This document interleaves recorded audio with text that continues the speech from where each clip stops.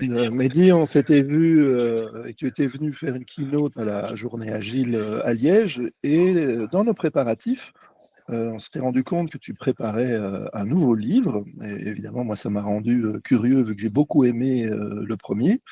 Et on s'était dit, et si on se revoyait quand le livre est là? Eh ben, ça y est, le livre est là. Donc, on se revoit. Exactement.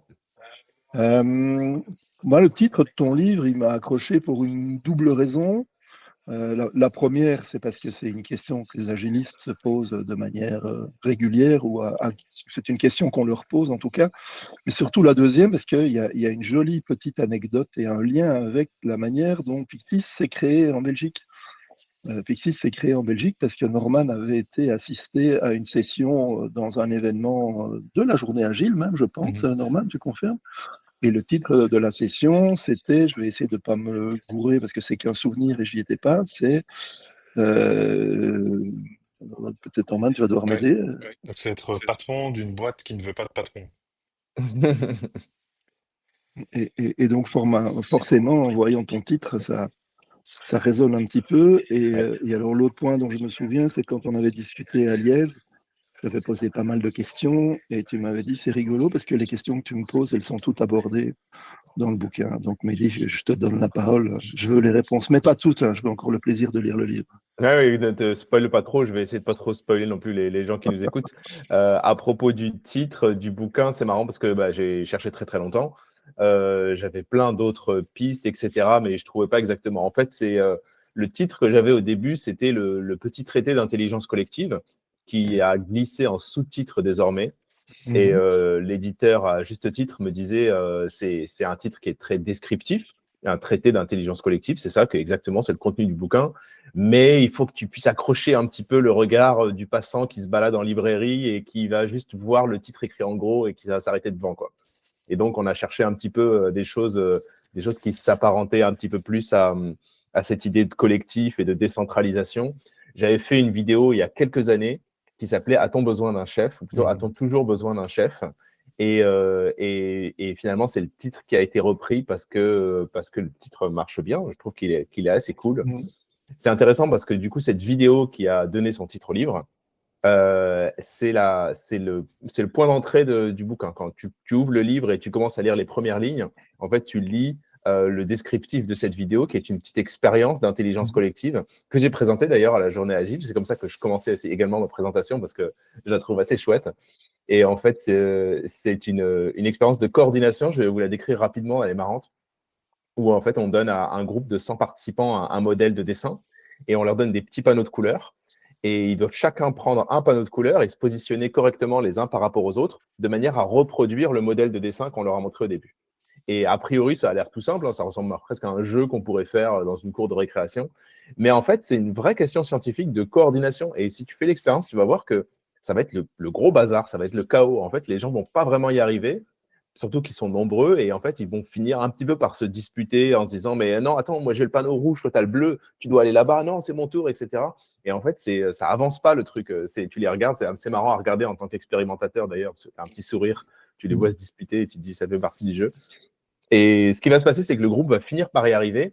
Et ils vont finir par y arriver parce qu'ils vont se regrouper autour d'un chef. Il y a quelqu'un dans le groupe qui va en avoir marre de toute cette cacophonie et qui va dire, OK, taisez-vous, arrêtez de crier là, écoutez-moi 2 minutes. Toi, tu vas prendre le panneau bleu, tu vas aller là. Toi, tu vas prendre le rouge, tu vas aller ici, etc. Et là, ça marche. Ça marche, mais il y a eu besoin de cette structuration là, qui se produit à un moment donné autour d'un chef, autour d'une unité centrale. C'est-à-dire qu'en fait, il y a une personne qui va résoudre le problème toute seule dans sa tête. Elle va regarder le modèle, elle va voir où mettre les trucs, et qui va ensuite dispatcher ses consignes aux autres. Et il y a une forme de structure comme ça, pyramidale qui apparaît. Une structure assez complexe d'ailleurs, parce que c'est pas juste un chef et des gens qui font. Le chef, il peut pas parler à 99 autres personnes. Donc, en fait, on va voir apparaître des sortes de lieutenants, des gens qui sont un peu en dessous, et puis le chef va dire, bon, écoute, dis aux autres de mettre le panneau ici, toi, tu vas t'occuper de cette ligne, et toi, tu vas t'occuper de cette colonne, etc. Et il y a vraiment une vraie structure pyramidale qui apparaît, et ça, sans aucune consigne, tu vois. Tu leur dis rien du tout de particulier, et spontanément, le groupe se met en place comme ça. Mm. Euh, et l'idée, c'est qu'en fait, il y a d'autres façons de s'organiser. On peut résoudre ce problème d'une manière différente, sans chef, sauf qu'elle apparaît pas d'un seul coup à l'esprit des participants, quoi. Et l'autre façon, tu peux la forcer un petit peu en coupant les communications, par exemple. Tu dis aux gens, vous n'avez plus le droit de vous parler, vous devez résoudre le problème sans vous parler. Et tu vas voir que une personne va dire, bon, moi, je vais m'occuper de ce panneau, elle va se mettre à sa place, elle ne va pas crier sur les autres. Une autre personne va se dire, tiens, il a mis un point rouge, je vais mettre le point bleu à côté. Et puis, pixel par pixel, parce que c'est une image en pixel art, et tu vas voir l'image apparaître de manière complètement décentralisée et sans chef. Et ça, c'était juste l'idée il y a d'autres façons de s'organiser. On n'est pas obligé d'adapter ce mode qui est très culturellement très présent dans nos esprits. Il y a d'autres façons de s'organiser. Elles ont leurs avantages, leurs inconvénients, chacune. Mais gardez en tête, chers lecteurs, parce que c'est comme ça que je m'exprime par rapport dans le livre, gardez en tête qu'il n'y a pas juste ce modèle-là qu'on connaît, il y en a d'autres qui existent, et puis ça peut être intéressant de les explorer un peu, quoi.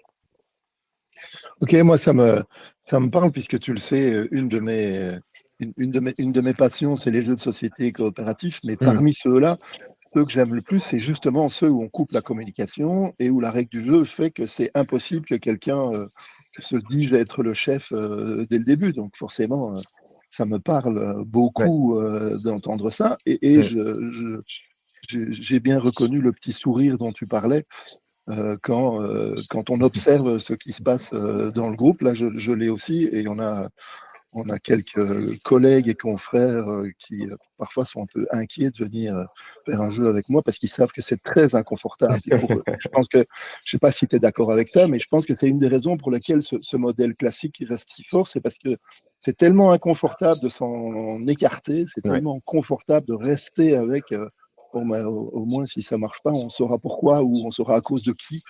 Moi, j'essaye de pousser d'autres modèles que cela. Donc finalement, la réponse est peut-être à la question du bouquin, est-ce qu'il faut un chef? Peut-être. La réponse, c'est ça dépend. Ah, Et ouais. d'ailleurs, c'est quasiment toujours la réponse qui vient quand tu poses une question scientifique. Le oui ou le non, il manque toujours un peu de rigueur. Si tu prends un raisonnement de chercheur et que tu poses une question qui c'est soit oui, soit non, la réponse, ça va être ça dépend en fait. Il y a toujours des conditions où c'est oui et des conditions où c'est non. Et c'est ça qui donne à cette discipline ce côté un peu excitant, un peu riche, dire que c'est pas aussi simple que ça. Ça me rappelle quand même ce qui peut énerver parfois certaines personnes quand elles parlent à un coach agile en particulier. Mhm. C'est il y a toujours de la demi-mesure, il y a toujours un petit peu de nuance, et donc c'est compliqué d'arriver avec une réponse, c'est oui ou non. Mhm. Est-ce qu'on doit mettre, par exemple, de l'agilité chez 2000 personnes au sein d'un grand groupe? Ça dépend. Et donc c'est peut-être ça qui pose problème. Eh Mais ben voilà. oui, et ça fait partie des difficultés d'une manière générale de la communication scientifique en fait. Mhm. C'est-à-dire que si tu veux parler au grand public en étant un peu rigoureux, parce que j'arrive quand même avec ma casquette de chercheur, mes réponses elles sont toujours compliquées, tu vois. Alors que en général, quand tu as des choses qui buzzent sur le web, c'est toujours simpliste. Mhm. Ça balance d'un côté ou d'un autre, mais en réalité, la vie est compliquée, la réalité, le monde est compliqué, donc forcément, les réponses qu'on apporte le sont aussi. Oui, et on le voit bien sur le territoire écologique. Hmm. Est-ce qu'il faut des véhicules électriques? Est-ce qu'il faut comment continuer à faire des moteurs thermiques? Est-ce qu'il faut des antennes 4G, 5G? Est-ce qu'il faut... Bon, voilà. Ouais, C'est très nuancé et très compliqué, en effet. Et ouais, malheureusement, absolument. je pense que quand on prend une étude scientifique ou un papier, il y a énormément à lire et à comprendre. Et ceux qui sont pour vont prendre les paragraphes qui sont pour, et ceux qui sont contre vont prendre les autres paragraphes. Donc, bah oui, l'étude dit que. Donc, bah oui, mais la même étude dit l'inverse. Exactement. Et le fil directeur finalement parce que ça dépend, c'est une réponse qu'il faut développer. Ça dépend de quoi et de quand, Mhm. etc. Et le fil directeur du livre, enfin la structure du livre, elle prend un petit peu ce modèle dans le sens où ça va dépendre de la nature du problème, de la composition du groupe et de la taille du groupe. Et donc pour certains problèmes, il faut adopter certaines méthodes, par exemple le vote. Il y a des Mhm. situations où tu prends 100 personnes, tu les fais voter et ça va fonctionner mieux que si tu prends le meilleur membre du groupe, par exemple. Mieux que Ok. si tu prends le chef, etc. Donc, pour certains types de problèmes, on peut utiliser la méthode vote. Et là, non, il n'y a pas besoin d'un chef, au contraire. Le chef, il va causer que des problèmes. L'absence de chef, ça va mieux fonctionner dans ce cas-là. Par exemple, on fait des petites expériences sur des tests de logique. Le vote, il cartonne. Et si au contraire, le groupe se centralise, ça va moins bien marcher. Mais il y a d'autres situations où ça marche plus, cette méthode de vote. Par exemple, les questions de culture générale. Si tu fais voter des gens sur des questions de culture générale, d'un seul coup, eh ben, ça commence à coincer un petit peu. La majorité va se tromper sur des questions qui ont l'air simples, qui sont en fait des questions pièges. Et là, il faut utiliser une autre méthode. Il y a d'autres méthodes qui existent pour contrecarrer ces questions pièges dans le cas des questions de culture générale. Et puis, comme ça, tu vois, il y a différents types de problèmes. Et le livre est structuré comme ça. On passe d'un type de problème à un autre type de problème. Et à chaque fois, on essaie de voir si la méthode qu'on avait fait marcher au coup d'avant marche encore. Et évidemment, je me suis arrangé pour que ça ne marche pas encore. Donc, j'enchaîne les problèmes où la méthode précédente ne fonctionne plus parce qu'il y a des conditions un peu différentes, il y a des critères de problème qui sont un petit peu différents, etc. Et à chaque fois, on se dit, bon, bah, alors, quelle nouvelle méthode on pourrait utiliser cette fois pour faire fonctionner un groupe de 100 qui fait face à ce problème-là. Et puis, à certains moments, ça ne marche plus. Tout ça ne marche plus. Et là, on dit, bah, là, il faut un chef. Voilà. Donc, il y a des cas de figure, des types de problèmes où on peut trouver la bonne méthode et il y a des types de problèmes où on ne l'a pas encore trouvé. Alors, peut-être qu'on la trouvera à l'avenir, mais disons que pour l'instant, on ne la connaît pas. Voilà. Donc, c'est une sorte de guide, une sorte de répertoire comme ça. C'est un peu ce que font les chercheurs. Ils établissent un répertoire méthodologique d'intelligence collective avec une correspondance entre le type de problème, la nature du groupe et la méthode qu'il faut utiliser. Et des fois, il y a des belles correspondances. Des fois, il y a des correspondances un peu floues. Genre, ça marche, mais pas tout le temps et on n'a pas encore compris pourquoi. Et des fois, il n'y a juste pas de correspondance. On dit, bon, ben là, il faut aller chercher un expert parce qu'on ne sait pas comment faire. Moi, en tout cas, ça me rend encore plus impatient. Je pense que je vais faire l'expérience de Scrum Guide à ma gauche, le livre de Mehdi à ma droite et le pourquoi c'est censé marcher ou pourquoi, Ouais. quand c'est pas bien appliqué, ça marche pas. Peut-être que j'aurai un peu plus de poids quand j'essaye de le lire. Je dis, oui, mais Mehdi est d'accord avec moi, donc je vais voir si ça marche. Ceci dit, tu m'as procuré un autre sourire parce que quand je donne des formations maintenant, je dis aux gens qu'ils peuvent m'interrompre quand ils veulent pour me poser des questions, mais je commence par afficher au mur 3 réponses typiques que je vais utiliser, qui sont on verra plus tard, ça dépend, et je ne sais pas. Et peut-être bien que c'est un peu le problème avec la perception Ouais. de la science pour le moment, c'est que comme tout le monde veut des réponses rapides, simples à comprendre, moi je vois ça avec les jeux, même les adultes de mon âge ont de plus en plus de mal à écouter une règle de jeu. Avant, ça pouvait durer 30 minutes. Maintenant, si je dépasse 3 minutes, les gens me disent, mais c'est quoi ton machin? On n'est pas là pour ça. Et le problème, c'est que quand tu réponds, ça dépend, la réaction que j'observe, c'est ah bah donc ils ne savent pas, donc ça ne sert à rien, et Ouais. donc à quoi ça sert d'encore utiliser la science, puisque ça ne répond pas aux questions qu'on se pose. Tu as cette même sensation, Mehdi? Oui, absolument. Et la réponse, je ne sais pas, elle est vraiment dure à donner. Au début, je ne l'assumais pas. Quand j'ai commencé dans la communication scientifique, parce que le grand public te pose des questions qui vont dans tous les sens, des choses qui sortent de ton domaine d'expertise, alors que moi, j'étais habitué à travailler en milieu académique où, en fait, les chercheurs qui sont en face de moi, ils me posent des questions ciblées parce qu'ils savent de quel domaine je viens, etc. Le grand public, il y a des questions dans tous les sens. Et la plupart, j'ai pas de réponse parce que ça sort de mon niveau d'expertise. Et au début, je l'assumais pas et j'essayais d'inventer un truc. Et je disais un peu des bêtises. Et après, j'étais mal en rentrant chez moi. J'étais là, non, mais j'ai redit n'importe quoi. Je suis pas un bon vulgarisateur. J'ai dit, etc. Et puis j'ai compris finalement que non, en fait, je sais pas, il faut l'assumer et il est tout à fait justifiable. D'ailleurs, personne n'est expert en tout. Et tu peux tout à fait dire, non, là, j'ai aucune idée de la réponse. Alors, il y a deux, je sais pas. Il y a le je sais pas parce que ça sort de mon domaine d'expertise. On pourrait aller voir un expert du domaine et chercher ensemble une bonne réponse. Et il y a le je sais pas où le jeu, il englobe toute l'humanité, en fait. C'est vraiment genre, nous n'avons pas de réponse à cette question parce que on a fait des expériences, elles ne sont pas concluantes, il y a trop de mystères, la théorie ne couvre pas ce domaine. Il n'y a juste pas de réponse encore et ça va être le travail des chercheurs dans les prochaines années, etc. Mais en fait, le je ne sais pas, il est assez riche finalement. Ça dépend, il est encore plus riche, hein, parce que là, ça dépend, ça ouvre mille et une questions derrière. Mais c'est des réponses que j'arrive plus à donner maintenant. Moi, j'ai une question. Quand tu as démarré le livre, Donc il y a deux questions en fait. C'est pour qui tu as écrit le livre et est-ce que ça a été la première question que tu t'es posée? Donc est-ce que tu as orienté le livre ou alors tu t'es dit je vais centraliser un petit peu mes connaissances et tout ce que j'ai fait avec Fulloscopy Mhm. et finalement ça trouve son public. Ouais. Le livre, c'est vraiment pour le grand public, hein. C'est pas un livre Mhm. pour les chercheurs, c'est pas dédié nécessairement aux entrepreneurs, même si Mhm. c'est le deuxième public qui arrive juste derrière, parce qu'il y a il y a des conseils pratiques, c'est construit comme un guide, donc forcément, ça va leur être utile. C'est clairement pas un livre pour les chercheurs, parce que les chercheurs, ils ont la bibliographie à la fin du bouquin et ils vont préférer aller lire les vraies publications plutôt que de lire le résumé que j'en ai fait. C'est un livre grand public dans le sens où j'ai essayé de le construire un peu de manière un peu divertissante, où tu vas le lire et te faire un peu plaisir à la lecture, quoi. Tu Mhm. vas pas trop froncer les sourcils, parfois tu seras obligé, mais c'est plus un livre grand public.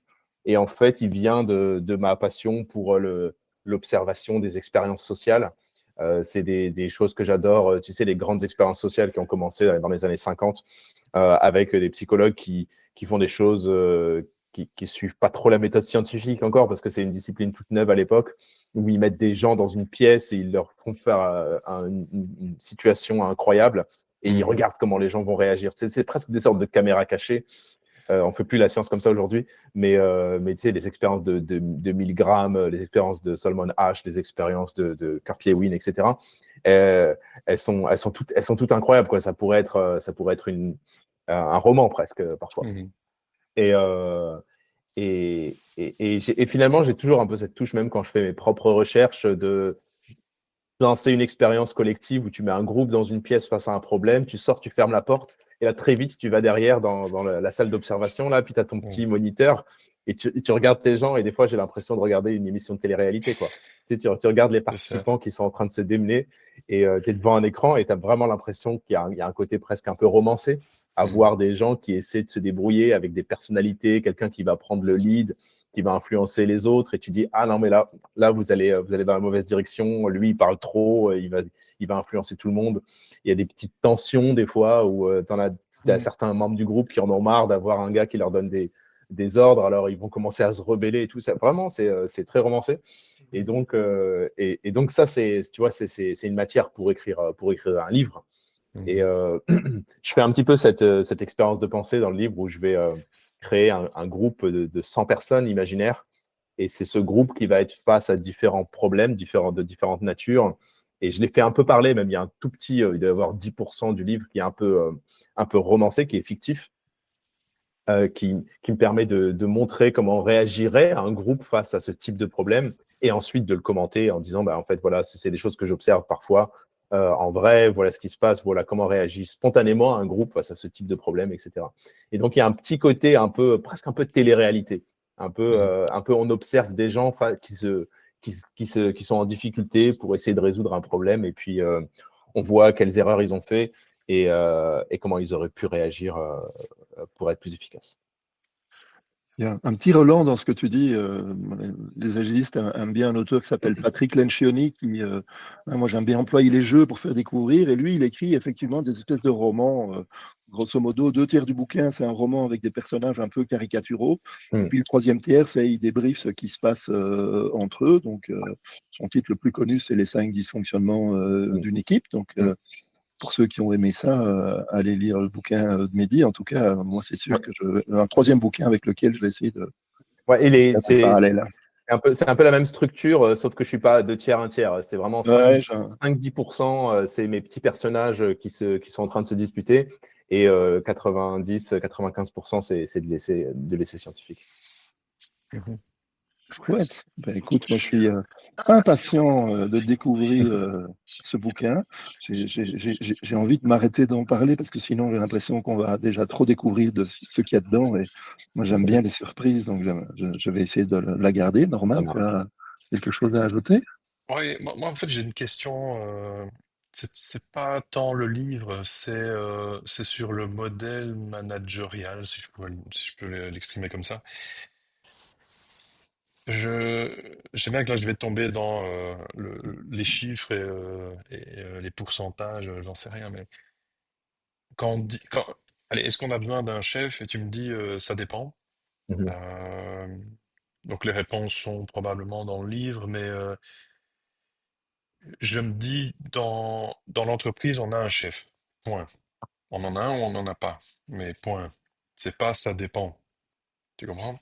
Mhm. Alors, quelques années, il y a un modèle qui était sorti qui s'appelle Unfix, qui décrivait justement les dynamiques d'équipe. Tu peux avoir des crews qui ont une mission de A à Z, et puis une fois que la crew elle a fini, comme un vol, hein, en fait, c'était basé sur les vols, donc tu as Paris-New York à faire. Une fois que c'est fini, ben, la crew elle se dissout, puis elle se reforme quand elle fait New York-Paris. Euh, mais moi je me demande, est-ce qu'il serait possible? Est-ce que tu penses que c'est envisageable qu'on ait à différents moments de la journée, à différents moments d'un projet, une dynamique managériale qui serait différente? Ouais, Est-ce que absolument. ça existe quelque part? Ouais, c'est tout à fait le cas. C'est tout à fait le cas. J'ai retrouvé des études que je connaissais même pas quand je faisais ma bibliographie pour écrire le bouquin, justement, des choses assez fascinantes où tu as des chercheurs qui sont allés retracer le réseau d'influence qui existe au sein d'un groupe. D'accord? Donc, le Ok. réseau d'influence, ils vont aller voir quand ce groupe est en action et on va voir quel genre de groupe ça peut être. En fait, qui c'est qui va influencer le plus les autres? Qui c'est qui va le plus rassurer les autres? Qui c'est qui va le plus avoir le pouvoir de décision, etc., qui va s'imposer un petit peu plus. Et ils l'ont fait d'abord dans des équipes de sportifs, des équipes de basket ou des équipes de foot, pour aller voir si l'entraîneur Oui. ou le capitaine d'équipe sont effectivement des chefs quand on est sur le terrain, ou est-ce que c'est peut-être quelqu'un d'autre. Ils l'ont fait dans d'autres équipes, l'ont fait en cuisine. Tu sais, les équipes de cuistot, Mhm. c'est un truc qui est hyper hiérarchisé parce qu'il faut vraiment être propre sur le timing parce que les plats arrivent, les commandes arrivent et puis il faut les préparer, il faut gérer le timing, etc. Et ils ont fait ça aussi sur les équipes de vente, donc des petites équipes de 10, 15 vendeurs et qui sont dispatchés puis qui vont aller essayer de vendre le plus. Et en fait, la réponse est clairement, c'est pas rigide, c'est Mhm. très très fluide. Et souvent le chef désigné, celui qui a par exemple le brassard de capitaine sur le terrain, bah, c'est pas nécessairement celui qui va avoir le plus d'influence. Il va y avoir des chefs informels, en quelque sorte, qui vont émerger en fonction du moment, en fonction des besoins aussi. Par exemple, tu as souvent des gens qui sont des chefs un peu plus émotionnels, ou quand il va y avoir des problèmes liés à l'émotion, au stress, ou etc., tu vas avoir quelqu'un dans le groupe qui va d'un seul coup commencer à avoir plus d'influence, à rassurer les autres, etc. Une sorte de chef émotionnel, quelqu'un qui Mhm. va apparaître au moment où il y a besoin de lui. Il y a des chefs qui sont plus sociaux. Par exemple, quand il y a des tensions ou des disputes qui commencent à naître, ben, il peut y avoir quelqu'un qui spontanément va venir et commencer à essayer d'apaiser un petit peu les débats, etc. Et finalement, quand tu regardes le truc, mais en fait, c'est vachement mouvant. En cuisine, Mhm. par exemple, à un moment donné, il y a une dissolution complète de la hiérarchie. C'est les moments du coup de feu, les moments où ça commence à déborder. Là, il y a trop de commandes qui arrivent, on n'en peut plus. Et en fait, on n'a pas le temps de faire circuler les informations de bas jusqu'au chef. Et le chef qui prend sa décision et qui retourne ses consignes, etc., il n'y a plus le temps de faire ça. Parce que là, on est tous débordés. Et en fait, ce qui va se passer, c'est que chacun va commencer à se concentrer sur ce qu'il doit faire en urgence. Et à partir du moment où tu as fait ce que tu dois faire en urgence, tu vas voir que ton copain, il est en galère. Tu vas commencer à faire un petit peu de vaisselle avec lui parce que toi, tu as un petit peu de temps et lui, il est complètement débordé. Et il va y avoir une forme de dissolution complète de la hiérarchie qui va apparaître et ça va être un petit peu plus organique, un peu plus auto-organisé.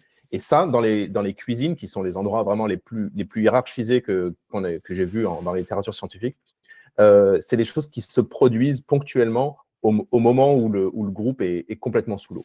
Donc, Mhm. pour répondre à ta question, ouais, le chef qui est choisi, celui qui arrive, il n'est pas tout le temps chef, il y en a plusieurs et ça va dépendre du moment, ça va dépendre du contexte. Mhm. Mais dis, ce que tu viens de dire me rappelle une question que je pose très souvent aussi quand je donne les formations, mais je suis curieux de voir si tu vas trouver la réponse. Mmh. Pour répondre à la question de Norman, c'est oui, c'est institutionnalisé. Il y a quelque chose dans toutes les entreprises, je dis bien toutes les entreprises, qui fait qu'à un moment donné, la hiérarchie change complètement en une fraction de seconde. Est-ce que tu vois de quoi je parle? Pas vraiment. Une crise? Je sais Non, pas. beaucoup plus rapide que ça. Je n'ai pas d'idée, dis-moi. L'alerte incendie se déclenche. Quand l'alerte incendie se déclenche, c'est ceux qui ont été formés comme évacuateurs ou comme pompiers volontaires qui prennent le pouvoir. J'y repense à chaque fois parce que ça m'est arrivé un jour de devoir sortir le directeur ou une directrice de mon entreprise parce qu'elle croyait que c'était un exercice et moi je savais que c'en était pas un. Je savais pas s'il y avait vraiment le feu, mais ça n'en était pas un et donc j'ai dû l'engueuler en mode c'est moi le patron, je te dis que tu dois sortir, tu dois sortir. J'avoue qu'une fois que l'alerte était passée, j'étais un peu moins fier de retourner, mais ça s'est bien passé. Mais je trouve que c'est intéressant de se dire que, en fait, c'est organisé. On a l'habitude de ça. C'est juste que comme ça n'arrive pas souvent, on l'emploie pas, mais c'est pas qu'on est préparé ou que ça paraît impensable. Au contraire, c'est organisé dans toutes les entreprises. L'organisation de quand il y a un incendie, on est censé savoir ce qu'on doit faire, ou en tout cas certains d'entre nous. Donc voilà, merci de m'avoir rappelé ça. Et puis, moi, je t'ai donné l'occasion de dire je ne sais pas. C'est bien. Je m'en suis même pas rendu compte. Merci Mehdi pour ce bon moment. Je t'enverrai un petit mot quand j'aurai lu le bouquin. Avec plaisir. C'est sûr. Parce que c'est le moment de se dire au revoir. Ouais. Écoute, la prochaine fois qu'on se croisera, je vous ferai une petite dédicace sur vos exemplaires. Super. Super. Merci à toi. Merci bien. Avec grand plaisir. Merci tous les deux. Au revoir. Salut. Salut.